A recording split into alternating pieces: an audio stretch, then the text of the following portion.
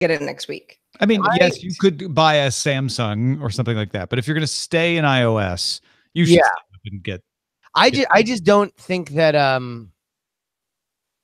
I don't know. I don't know if the spec bump is worth it on this form factor. I really loved the 7 Plus. I loved that larger form factor, but I don't know if it's $1,400 worth. To me, if you don't have an iPhone 10, then it's tempting. Yeah. If you have an iPhone 10, but you really miss that bigger screen, then it's tempting. But otherwise, I don't see this is not. This is for people who just need a new phone. I would have gone for it if it were closer to the 11 or 12 or 1,000 range. Well, the 1,400 is the 512 model, if I'm not mistaken. Small. I'm not getting you're not that. Get 64. I mean, come on. But honestly, with iCloud, it's like, I don't know. 64 does sound small to me, but I'm like, I don't know. I need all my data local. Yeah. Well, okay, Tom. That's no. You got full closets. I'm with you in general, Sarah. But the one thing that specifically with these newer iPhones, man, like that 4K video stacks up so quick. And you're right. No, you're right. It's true. Well, yeah, 256 is what I have now, and I couldn't downgrade. But $1,500 is. That's too rich for my blood. 1 minute warning. All right. Our video and Discord. Video's out. And see the little live thing up there? We're all good. Okie doke. Live. Could you do the honors of the line 3 read today? Are you talking to me? Yes, I am. Sorry, I should have said your name so you knew that. Just say, hey, you, and I'll always know. Hey, yes, I'm happy to. Would you please? Yes, of course. 30 seconds. So the reason I'm doing the timing now is that way I don't have to try to guess what time it is and write it down for the Patreon. Now I'll know it's going to be 18. It's going to be 18 minutes in a good day internet. That's when I can write it down. If we just start when I say. Makes sense to moi. 15 seconds. Does mean that we spend a lot of time saying how many seconds, but 5, Very 4, exciting. 3, 2, 1. Thanks to everybody who supports Daily Tech News Show directly. To find out more, head to dailytechnewsshow.com/support. This is the Daily Tech News for Thursday, September 13th, 2018 in Los Angeles. I'm Tom Merritt. And from Studio Feline, I'm Sarah Lane. From Oakland, California, I'm Justin Robert Young. And on the fringes, I'm Roger Chang, the producer. The fringes of respectability, as well as humanity. Sure, that is a great hailing from the fringes. It's Roger Chang. Yeah. Which ones? All of them. All of them. One of these days, I'll start selling supplements. Please put that in the store, dailytechnewsshow.com/store. Justin brought us a good topic today. We're going to talk about breaking them all up, not just the Yankees, the Google, the Facebook, the Amazon, but let's start with a few tech things you should know. The European Court of Human Rights, or ECHR, has ruled that the UK's government communications headquarters failed to provide sufficient oversight and surveillance safeguards on bulk data collection, violating Article 8 of the European Convention on Human Rights. However, the court also ruled that the agency's sharing of data with foreign governments was not illegal and bulk data interception was okay so long as safeguards were in place. The case was brought to the court by 14 human rights and privacy rights organizations. In an email sent to Switch owners, Nintendo stated the September 18th system update is going to lock your profile to whatever Nintendo account it's on now. Used to be able to move them around, not anymore. So you should ensure that your Switch profile is assigned to the account you want it to be assigned to, because it'll be impossible to unlink it after the 18th. The change will allow users to manage cloud game saves, downloadable content, and, of course, if they buy it, the Nintendo Switch Online membership. Privacy-focused browser Brave filed complaints against Google and other companies in the UK and Ireland based on GDPR. Brave and its co-plaintiffs say that these firms aren't complying because when a user visits a website, personal data that describe them is being shared without their knowledge. This is my reenactment of what happened when this showed up at Google. Put it on the stack. We got another one. All right, let's talk a little bit more about Facebook. What are they doing? Well, Facebook announced a new tool to help reviewers analyze pictures for false content more quickly.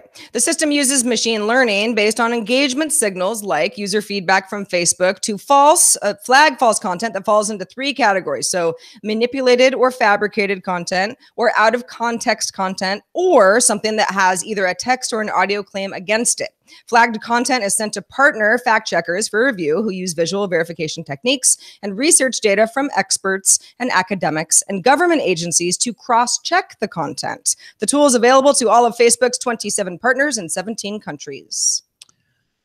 I'll be honest, this strikes me as a little look at me. Look at what I'm doing. I know Facebook kind of has to do that these days, but they are taking machine learning, which we know they can do. Taking computer vision, which we know they can do, and they're implementing it in their fact-checking system where machine learning identifies something and flags it for fact checkers, which we know they already do with posts. Yeah. So this is just taking a few pieces that already existed and plugging them into each other and then putting a big press release out about it. And they pass it off to their partner fact checkers. And as we have seen over the last 48 hours between the Weekly Standard and Think Progress is its own hell portal to hell as they, crossfire against each other. This seems a little bit, I know that the horse has indeed left the barn, but you should see our new security measures for any future horse that might be eyeing the exits. There might be another horse in this barn. We're just saying it's not getting out. Yeah, look at what we did. We had a lock and we had a piece of rope, and so we added those together. And now this barn. I'm very often cynical about stuff like this, but I do think that at the very least, Facebook is publicly making an effort to say we want to try and have some kind of control over this content instead of just having it be engagement. Well, yeah. I mean, if this was a story about Facebook saying we're using machine learning to help identify false content in photos, we'd all say, what? Weren't you already doing that? The whole idea of partner fact checkers, yeah, it sounds great. It's, people at universities, government agencies. But if that's actually identifying anything on a significant scale, and that's something that Facebook can put into a report 6 months from now, that would be valuable. Well, and they've been doing this with text with the partner fact checkers. It's not like the partner fact checkers thing is new, but you're right. They can now have more cases to cite in a little while. Snapchat announced 20 news partners, including CNN. CNN's coming back to Snapchat. Some people are very excited about that. Cosmopolitan, Daily Mail, Harper's Bazaar, NBC News, to curate stories from user-generated content on Snapchat's platform. This is part of new content push in the media section, Discover. Snapchat says that in the past month, more than 75 million people have watched this type of content on Discover. Last year, Snapchat launched a Stories Everywhere initiative, letting users and news organizations embed Snapchat content outside of the platform. This is really smart. Snapchat knows that the one thing it still has going for it is when stuff's happening, people tend to snap it, not so much Insta story it. Although they Insta story pretty much everything else about their lives. But when breaking news happens, a lot of times news companies will look at Snapchat because that seems to be where people tend to capture things that are happening right at that moment more often still. And so, as they slowly watch I wouldn't say their users are eroding, but they're stagnating. They want to play to their advantages, and this is one of them. Snapchat has always reminded me of a Facebook before the news feed. Like they have a core seed of a great idea that they were never able to really take to the next level. And part of it is viral content. And now they are trying to do it. What this reads to me, though, is working with the news partners is, all right, so we paid a lot of you guys to go hire other people to create stuff specifically for Snapchat. That money's run dry. But let's figure out a way that we can just pay one person who still works on your staff to go and curate things that we can put your name on. Well, and Tom, you said some people were excited about CNN coming back. Let's say there's a natural disaster or some big news event, right? Might go to Twitter, but I'm also kind of going to CNN.com half the time just to be like, what's on the homepage? But if CNN had a good curated snap discover story that I could hit really quickly, that was based specifically on what I was looking for, I might use Snapchat more because you're right. At least in my friend circle of the 30 to 40 people I followed at one point, no one's using it anymore. But if it's a news tool, then it's still of value to me. Well, and I think what Snapchat is hoping, and we'll see how likely this is, you're still going to CNN, let's say, if you're a fan of CNN, and you're seeing embedded snaps there. And you think, oh, that's interesting. I wonder what else is on Snapchat. You open Snapchat to see what other things are in that Discover section. And CNN is one of the curators, so you probably go into their channel first and see what's happening there. My one last word on this is Snapchat was built as a platform that eschewed virality. And now this is them. They needed to make that turn, I think, maybe 2 or 3 years ago to embrace some element of this content breaking loose. Walmart acquired the crowdsourced on-demand delivery marketplace Corner Shop for $225 million. Corner Shop offers delivery from supermarkets, pharmacies, and specialty food retailers in Mexico and Chile, which Walmart says will continue after the deal closes. Last month, Walmart co-led a $500 million investment in Chinese online grocery service Dada JD Doja, which is part owned by JD. And back in January, Walmart partnered with Rakuten to offer grocery delivery in Japan, as well as the sale of Rakuten e-readers, ebooks, and audiobooks in the United States. And they just announced 3-hour grocery delivery in a few locations through jet.com, which they're relaunching with a brand new look, trying to be all localized. So Walmart pulling out all the stops, trying to compete with Amazon here and say, hey, we are still a powerhouse in retail, and we're not going to be left behind by not being the folks who can deliver, no matter the market. Buying Corner Shop is super smart, because you're getting into some growth markets that maybe Amazon isn't as strong at yet. I totally agree. And, you know, Walmart's strategy has been interesting with this. They've really focused their marketing around the idea that you don't have to pay a membership fee. That has been their attacking point in terms of differentiating themselves from Amazon. However, they do have a minimum order fee in a way that Amazon does not for Prime. So this is curious to see where the Walmart shopper wants to go. What do they feel more comfortable with? Paying something up front for a year's worth of stuff, years worth of service, or is it, well, you got to order $50, but you never have to pay anything up front? All right, this next one, I know a lot of you are going to just start throwing tomatoes as soon as you hear who's behind it. But Krebs on Security reports on something called Project Verify from the Mobile Authentication Task Force, which is operated by the 4 major U.S. mobile carriers, Verizon, AT&T, T-Mobile, and Sprint. So it's another take on authentication without passwords. It uses details from a person's phone as well as details from their mobile account. And the idea here is, yeah, you might be able to SIM swap, but that's not the only signal we're looking at. So we could even stop SIM swapping because we know where a customer is supposed to be. And this isn't spying on them per se, because they have to know where you are to provide you cell phone service. So they're saying we'll notice if you're not where you're supposed to be. We'll look at the cryptographic signature tied to your SIM card to say, well, hold on, is that the right SIM card? The task force is working on an app that would be pre-installed on their phones. The app can also pre-populate data when you're signing up for a new account, put in your address, your credit card, all of that stuff.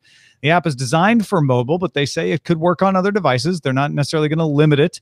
And they want it to be open for others to use. They're not trying to lock it down to the particular carriers. It's in private beta right now. Public beta testing is scheduled for sometime next year.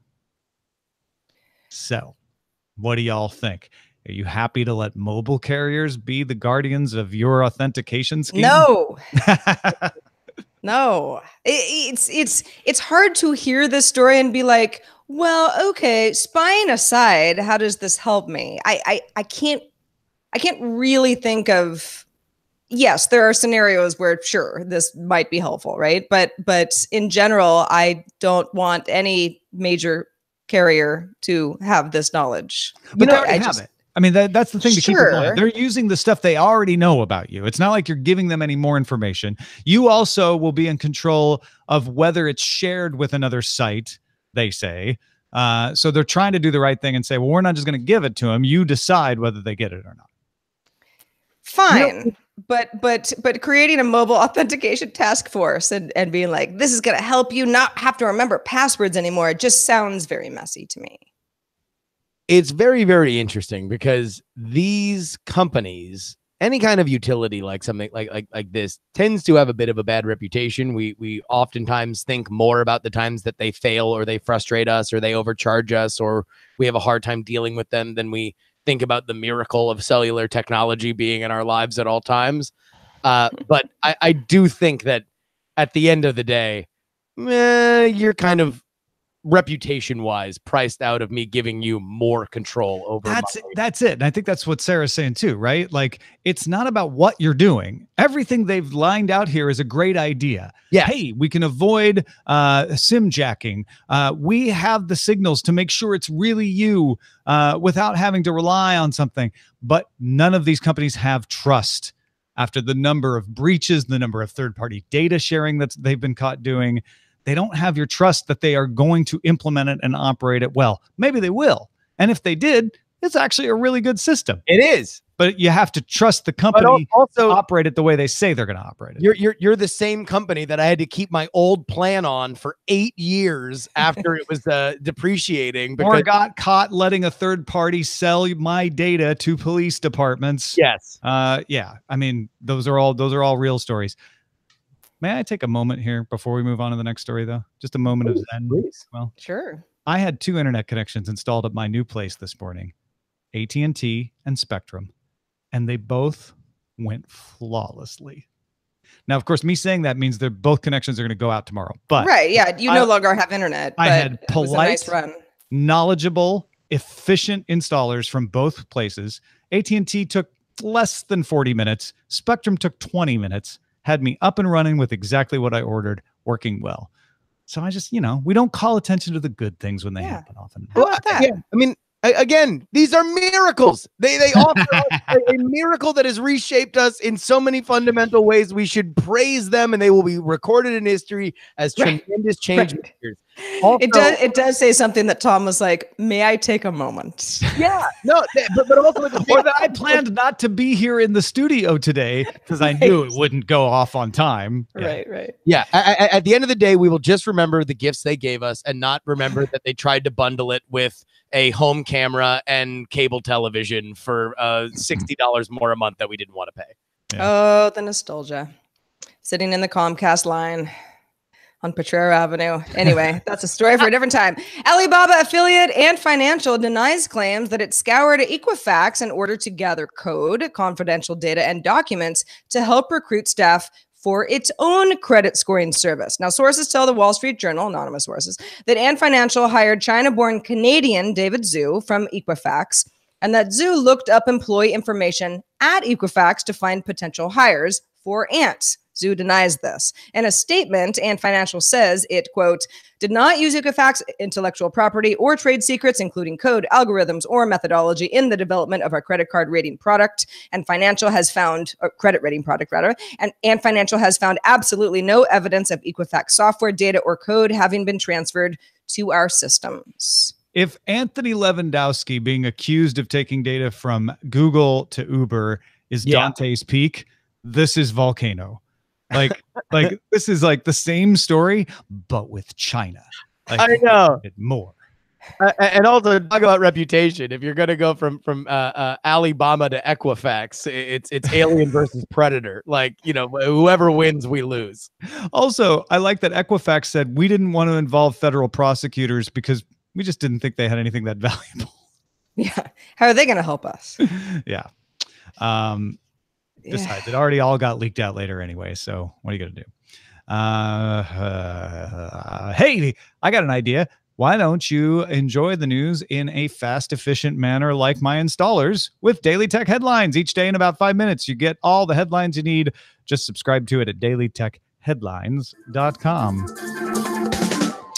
All right. So The Verge a few days back had a great story about the monopoly busting cases against Google, Amazon, Uber, and Facebook.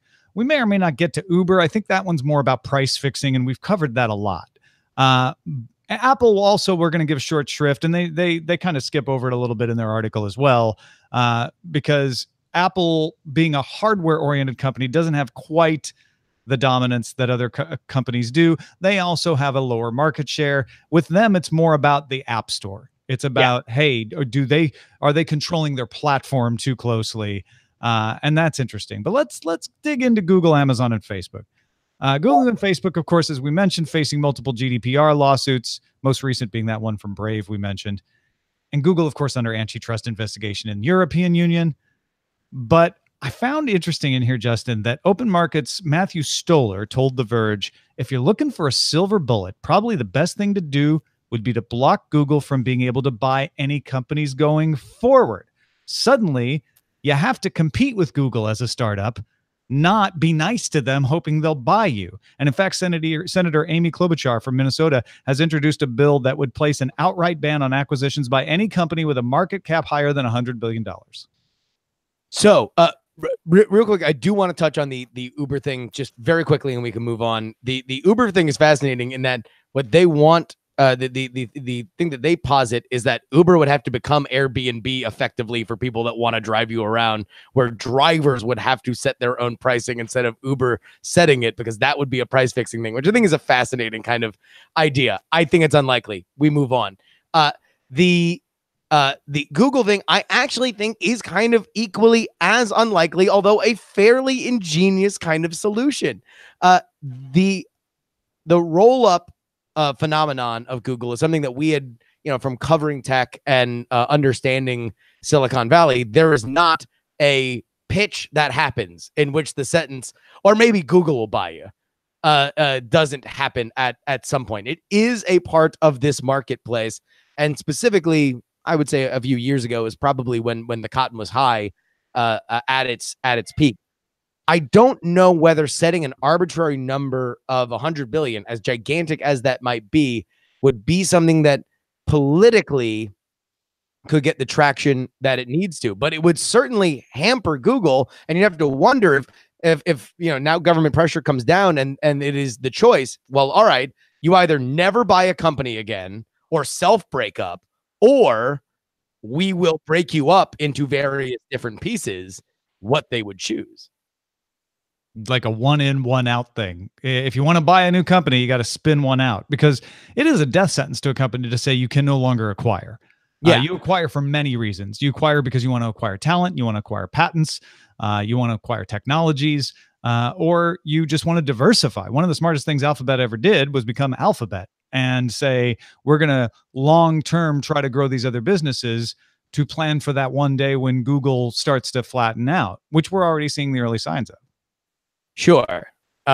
You'd have to wonder, though, if you're Google and now you can't buy that scrappy little startup, do you have any other option than to use every possible manner to try and crush them?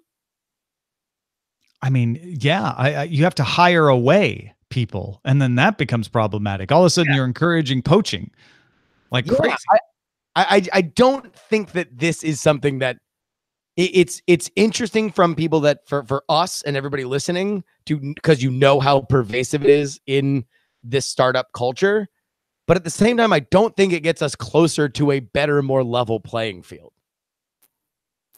Let's talk about Amazon. Amazon it kind of skates by on antitrust stuff because the antitrust standard these days is consumer harm. And Amazon generally treats consumers well. Consumers get easy return policies. They get low prices. So lawyers like Lena Khan are arguing that Amazon should be treated as a utility infrastructure company. They're saying the platform of Amazon should be separated from the retail manufacturing part of Amazon. Amazon does manufacture some of their own stuff, or at least orders it to be manufactured. That's the Amazon Basics lines, right? By the way, Lena Khan was hired by FTC Commissioner Rohit Chopra in July. So she is now part of the administration that enforces these rules. Stacy Mitchell, co-director at the Institute for Local Self-Reliance, told The Verge, Amazon needs to be broken up so that the platform is separated from its retail and manufacturing operations, and the platform needs to be treated like a common carrier. So it's required to serve all comers equally, which almost is the way it happens right now, right? Anybody can open a shop on Amazon, but it's definitely tilted in favor of Amazon. Yeah. Sorry, Sarah, were you going to say something? Well, yeah, I was going to say I agree with Stacey Mitchell here.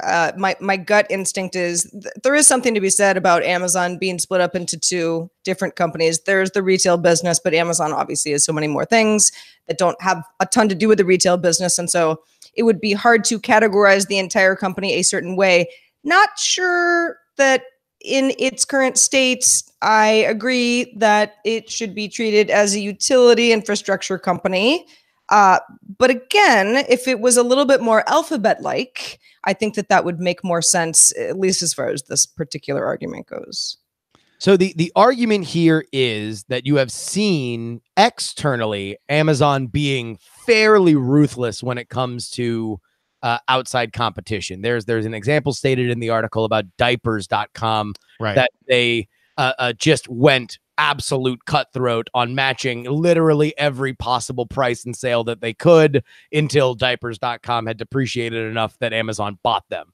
That is as cold-blooded as it gets. Now, the question is, as it always is with these kinds of cases, how much does the government want to wade in referee style into sharp-elbowed business practices? When is somebody so big that them playing hardball with a mid-level competitor isn't just trying to be the best, the best product that you can be, but rather anti-competitive? Well, and I mean, how much bigger could Amazon be? Right? As Amazon Prime, that's sort of the biggest that you can get when you're describing that scenario. I mean, don't say it out loud because they'll try. Like, this is this is a company that continues to expand. I will mention for the for full disclosure that my wife works for an Amazon related company, but I think this is one of those you're probably going to see within the next 5 years.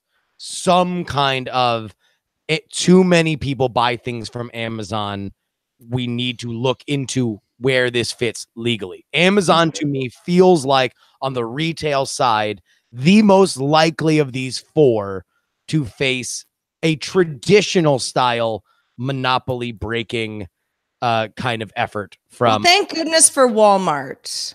Well, imagine a world where Amazon becomes a common carrier and Walmart can use them. Yes. To deliver their retail. I mean, that's a crazy mixed up upside down world. Last one we should touch on before we finish this up is Facebook. Oh, Facebook. It's privacy. It's social networking. It's election meddling. It's machine learning. It's fact checking. It's a natural monopoly, and there really isn't any competition for it out there. No amount of portability requirements are ever going to produce a meaningful competitor to Facebook. So they are the most traditional monopoly, in my opinion, because there just isn't a direct natural competitor.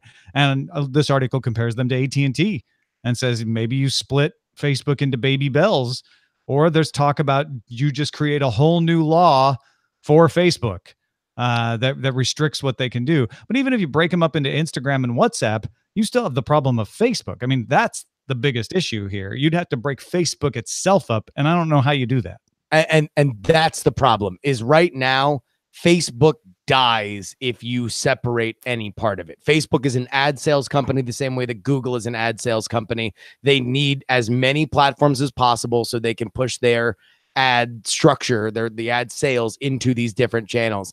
I don't think that Facebook is going to face that kind of pressure, even though it is very obviously among the most famous to say, all right, well, you might have run afoul of how our culture works, simply because I think Facebook is the most vulnerable of these companies. It's a walled garden, and if people stop scaling that wall, its power decreases exponentially in a way that Amazon's doesn't, Google's doesn't, and Uber's doesn't. And don't forget, Microsoft didn't get broken up, and Microsoft is still around. It's having a resurgence, but it is not as dominant or as relevant to this conversation as it was back when it was the one under the gun for antitrust in the early or the late 90s, early 2000s. So things change. And also, Microsoft learned the lesson the hard way to have lobbyists in Washington and maybe buy the local newspaper. Like Amazon did. Yeah. Interesting. Well, something that will never get broken up is our subreddit. I'll tell you what. Submit stories and vote on them. See what I did there? At dailytechnewsshow.reddit.com. Of course, we're also on Facebook until it gets broken. No, just kidding. Facebook.com/groups/Daily Tech News Show. Hang out with us. Submit stories. We love you for it. Thanks in advance. The other thing there's no monopoly on is email. You can use any email provider you want to send us an email, and Sarah might pull it out of the mailbag.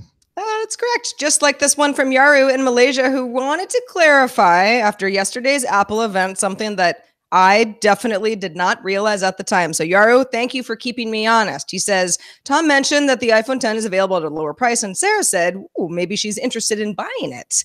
This is technically true in third-party marketplaces, but incorrect in the official lineup sense, because the new iPhone 10, or sorry, the old iPhone 10 has been discontinued, and the new 5.8-inch iPhone 10s is basically its replacement. Yeah. So refurbished or used would be your only options there. Thank you, Yarrow. Yeah. Yes. Thank you very for that much. Clarification. And then we got an email from Dominique, who said, hi, Sarah. Hi, Tom. Hi, Roger. Quick comment from a fellow tech reporter in Brussels after listening to DTNS on my morning commute, as I do every single day. Good morning. Sausage making is a messy business, and this is particularly a messy European legal sausage. He's talking about, of course, the copyright directive we mentioned yesterday. However, I am reasonably confident, say 85% confident, that Europe did not just approve upload filters and a link tax, Tom. That's based on calling quite a lot of well-informed people who told me wildly differing versions of this and then trying to digest it all. Here's the main point many people have been missing. This is not about the internet. It's about Google, and to a lesser degree, Facebook. Article 11 is about making Google pay a licensing fee to news publishers. Article 13 is about making YouTube pay more money to artists. Why? Because Google has a lot of money, and you can argue they don't really pay their fair share. So this is essentially a Google tax camouflaged as copyright reform, or at least that's what many of the authors of the original proposal intended. Thank you for DTNS. It's a great way to start my day in my time zone, and since Sarah has joined and the old TNT team is almost back together, I try not to miss a single episode. Thank you, Dominique. He writes for the De Standaard in Brussels. And we had a continuing conversation about this over email about this, because I think he's exactly right. The question is, what does that final form take? Because remember, there's one more vote, and then each country implements it in a different way. And I think a lot of the fears are about, okay, it may be aimed at Google, and everybody writing it maybe say, well, we just really mean companies like Google. But that doesn't guarantee it won't be applied in a way that has unintended consequences. Look at YouTube's own content ID. And I think that that's where the uncertainty comes in. Well, thank you, Yaru and Dominique. And also thanks to Justin Robert Young for being with us this fine Thursday. Justin, what is new? Well, tell you what, the Free Political Newsletter. That's what. Head on over, freepoliticalnewsletter.com. It comes into your inbox every morning and brings you gifts, brings you stories, brings you videos. And I love it. And I think you will too. freepoliticalnewsletter.com. Folks, you get to choose how you experience Daily Tech News Show. If you just go to the public feed, there's ads in that feed now. And that can be how you choose, like, yes, I want to be monetized that way. We don't know what they are. That's the beauty of the company we chose to do that. We have no knowledge of them, but that's how that works. If you're like, I don't want to have ads in my feed, well, you have a choice. You can go to patreon.com/DTNS, and for as little as $1 a month, you can get access to feeds that don't have the ads, plus a bunch of other extra cool stuff. So check it out, patreon.com/DTNS. Our email address is feedback@dailytechnewsshow.com. Keep them coming. Love your emails. We're also live Monday through Friday at 4:30 p.m. Eastern, 2030 UTC. Find out more at dailytechnewsshow.com/live. Back tomorrow with Shannon Morse and the return of Len Peralta. Talk to you then.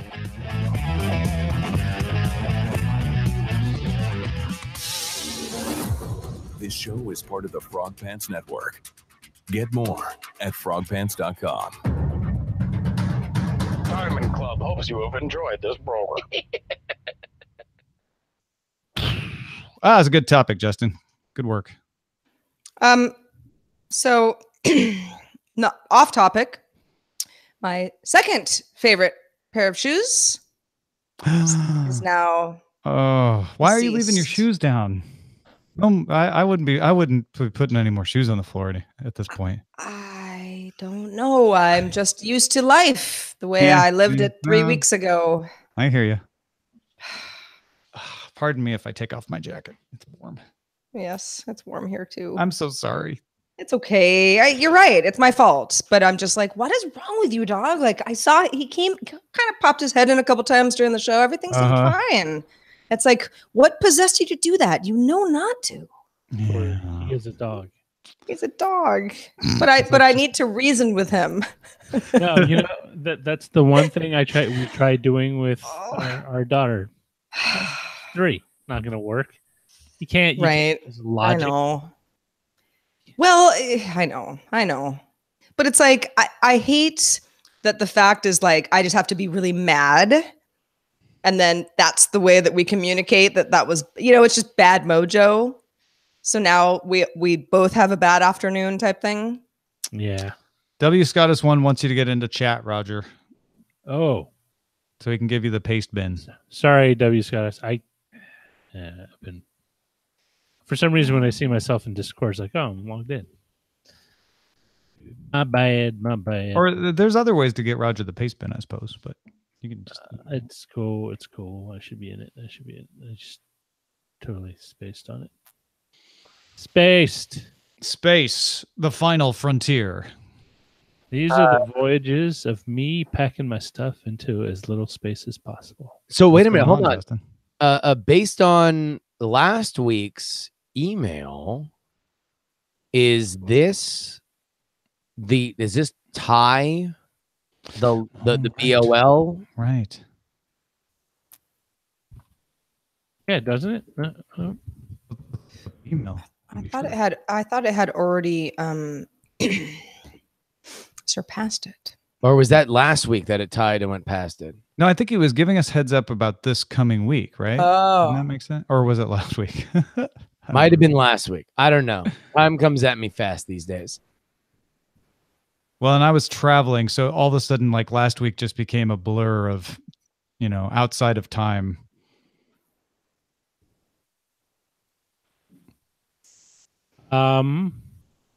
Oh, outside. How about Amazon Prime for government regulation?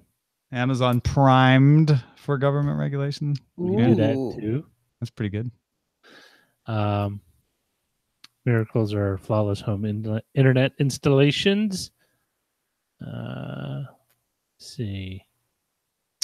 I don't hate Amazon, the common carrier. What do you think, Justin? I mean, I got look. Amazon. I like. Yeah, I mean, I think. Wait, we got no Monopoly puns? Do you have some?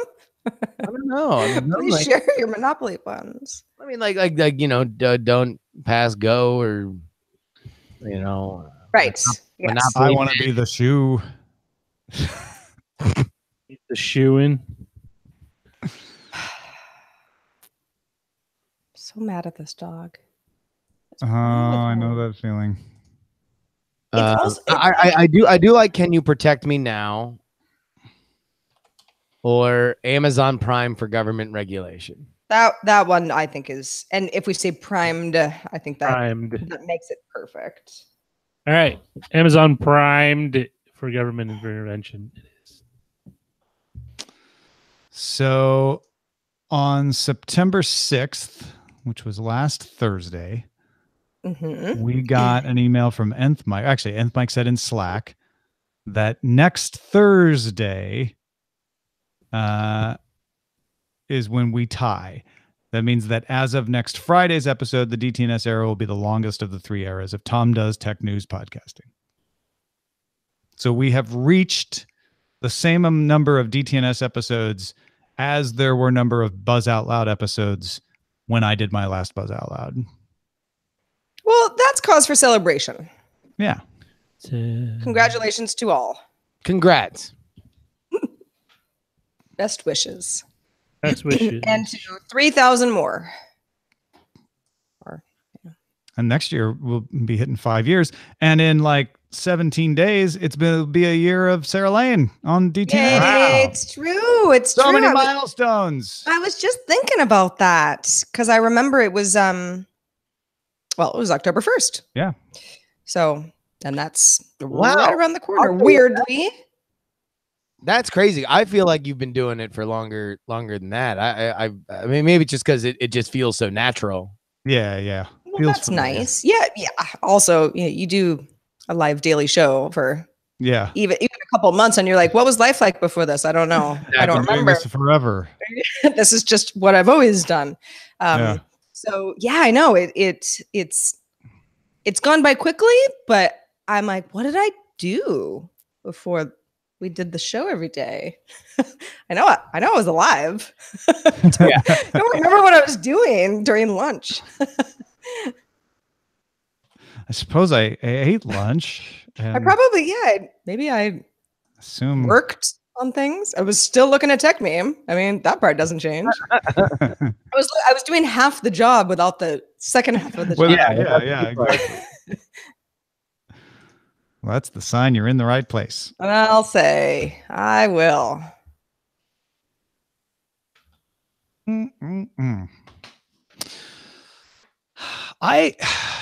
I think the new place is going to look a little different on video. Should sound pretty much exactly the same as it does right now for audio, which is the main thing. But I think it's going to work nice. Well, when you say look different on video, you mean that just the shot's going to be a little different? The lighting won't be the same because it's got more natural light coming into that room, and I don't want to put blackout curtains. So I want to take advantage of that. I may use different lights. Nice. I may even use a different camera. I'll probably put these books behind me to start with just to ease the transition. Who knows? Maybe I'll trash that at some point too. But it's going to be an audio studio with a camera in it, whereas this is both a video studio and an audio studio. And I like that because I don't come down here until it's time to do the show. It's not very comfortable. But I think the new studio is going to feel like, oh, this is just where I work. And then when it's time to do the show, I do the show. Yeah, I have the same problem here in my studio, even though it's perfectly comfortable. I have a whole couch and everything, but it's not real. I come in here to do this. Yeah. And then when we're all done, I sort of go back out into like my house and I keep trying to figure out why is it that I don't hang out in here more? It's nice, air coming in the window. Like there's that makes it different, I think. Well, because at least for me, it's even when I've got my cables managed nicely, it's still a lot of gear. So you're kind of just sitting amongst lots of, when I have Focusrites that aren't plugged in, it's gear centric. And so I often feel like it's sort of like a storage room. Well, and this may change how I feel about it even in the new setup, but there's something about, oh, that's where the audience is right there. Right. And when you're working, it's like, oh, I have to perform. Right. Whereas you go in there in a different room, it's like, oh, nobody can see me. Well, I think there's something to that. That's a psychological thing, I think. Yeah. Well, I don't know. We'll see though. But man, I've got faster internet at the new place. Oh, really? And me starting the show was we thought it was a good opportunity for you to change up your shot in your studio, right? And that was just about a year ago. Right, so it's it's a once annual spring cleaning of studios. Maybe I will change what's behind me then. I think I'll still do the shelves, but maybe I'll put some more tech stuff back there. Yeah. The shelves can always have whatever you want in them. Yeah, they should always evolve anyway, right? Yeah. They should evolve into vertical blinds. I thought you were going to say vertebrates. Vertical blinds have never agreed with me. Really? Well, because when the windows open, and my windows always are because I'm always warm, the flappy noise, I can't deal with it. So I just can't. Every time I've ever had them over a sliding glass door or whatever in a house, I just take them down and put up curtains. Folks, noisy. It is that time of year. Death, taxes, and rumors are that Michael Bloomberg is running for president. It's autumn.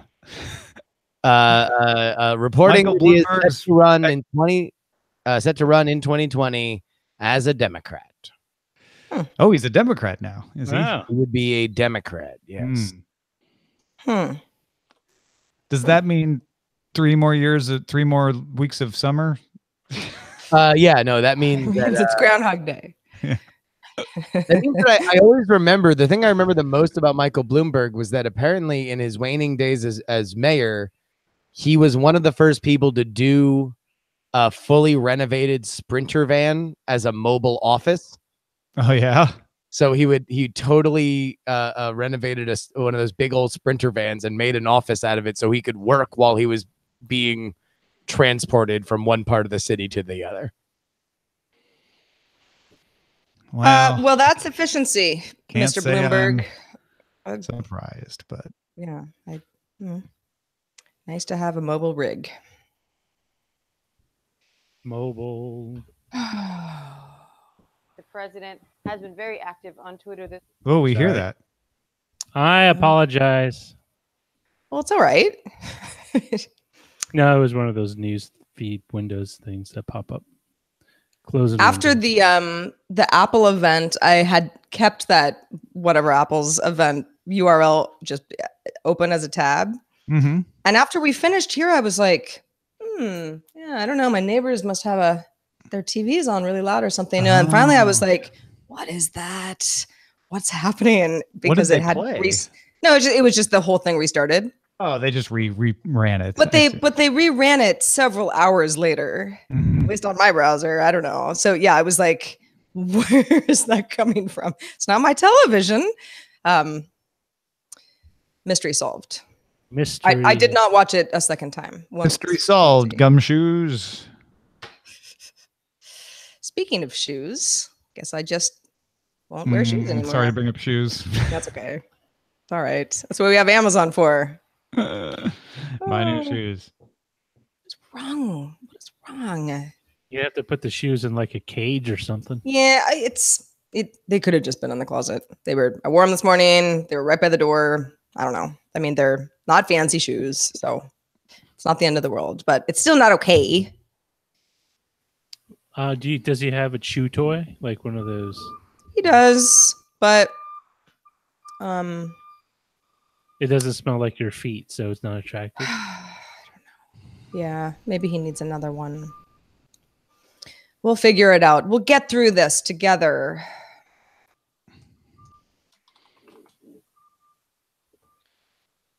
Sure will. Yeah. Sure will. Yeah. Thanks, guys. So I'm going to Austin this weekend. You tomorrow. are? Ooh, and you're coming, but you'll be back Monday?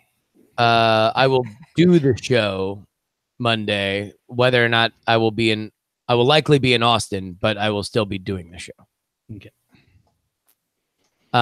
Is Austin? I mean, we're mid-September. It's still probably pretty hot, right? September? Yeah. Pretty hot. Pretty hot. Pretty hot. Has it been I said kept it like weird? that. That's what I always want to know. Right. Like, aren't there like a number of cities across the country that keep Portland weird, keep Austin weird, like keep it weird? It's like Portland and Austin are the two I know. And I can't remember which one came first, but one of them was imitating the other because Portland and Austin are always comparing themselves to each other. It feels like. Yeah. The place where people from San Francisco move. well, Seattle got saturated, so. And apologies to all indigenous Portland and Austin folks. It's just that you get a lot. It's a pretty funny joke though, because it's totally true. It's not really a joke. I mean, look, there are three rivulets of expats of the Bay Area, and it's LA, Portland, and Austin. The furthest east it goes. Yeah. It's funny. I know, well, I mean, 3 of us here on the show right now are from the Bay Area and lived in the Bay Area, certainly, and now live in LA, but you don't hear a lot of the reverse. A lot of people live in LA from the Bay Area, but I don't know anybody that I can think of that's gone back to SF. I know a fair amount of people from LA that are. Well, yeah, that's a little different, I guess. Yeah. If you're doing it for the first time. Yeah. Yeah, but how many times do you do any like trip back, move out, move back kind of things? If it's not for like college or something like that. Yeah, I guess that's true. People generally go back to their hometown if they go back, I suppose. So that could Roger and Sarah could go back. That would, but not Tom. Tom is not. Tom's. You're not going back. Eileen came back to L.A. She grew That's up. true. Yeah. Born in L.A., grew up That's right. in Ontario, California. Mhm. But then we are living in a place that she didn't spend a lot of time in here. So she feels like she's in a different place, but she did grow up in the because if you're way on the east side of she wasn't even greater on the LA area east of the east side. She was out in the Inland Empire. So so you wouldn't. It's not like you'd be coming down to the marina all that often.